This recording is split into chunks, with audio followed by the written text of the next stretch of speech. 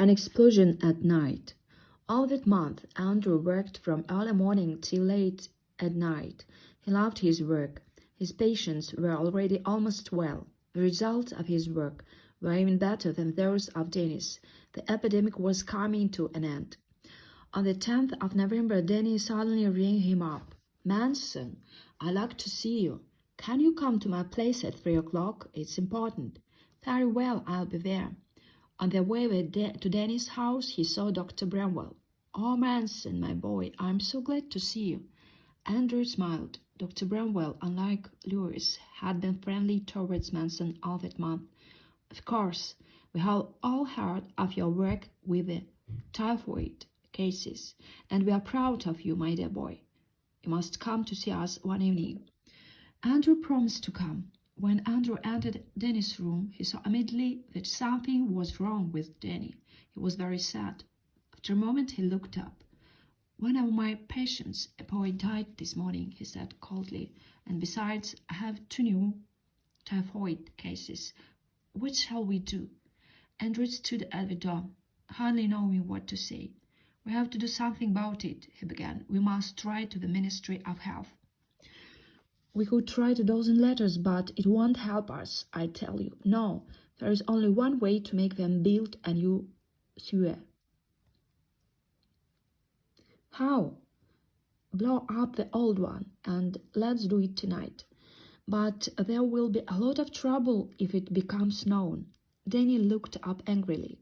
"You needn't take part in it if you don't want to." "I'll go with you," Andrew answered.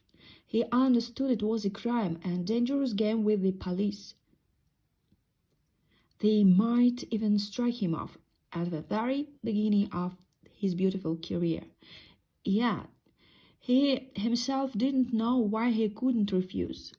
At 11 o'clock that night, Danny and he started in the direction of Glider Street. It was very dark. There was nobody in the street. The town was sleeping. The 2 men moved quietly. In the pocket of his coat, Danny had 6 small boxes of dynamite. Each box had a hole in it and a fuse. There was an electric torch in Andrew's hand. Soon they reached the first manhole of the sewer in Glider Street. Andrew's heart was beating fast.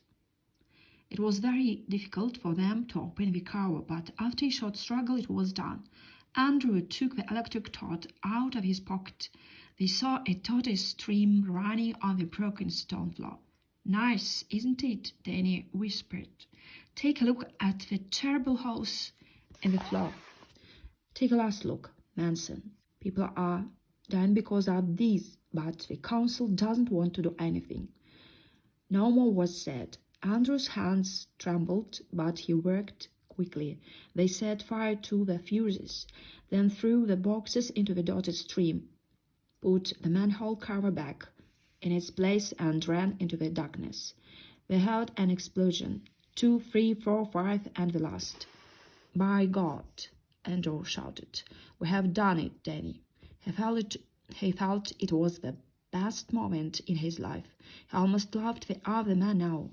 They saw people running out of their houses and started walking home by the back ways.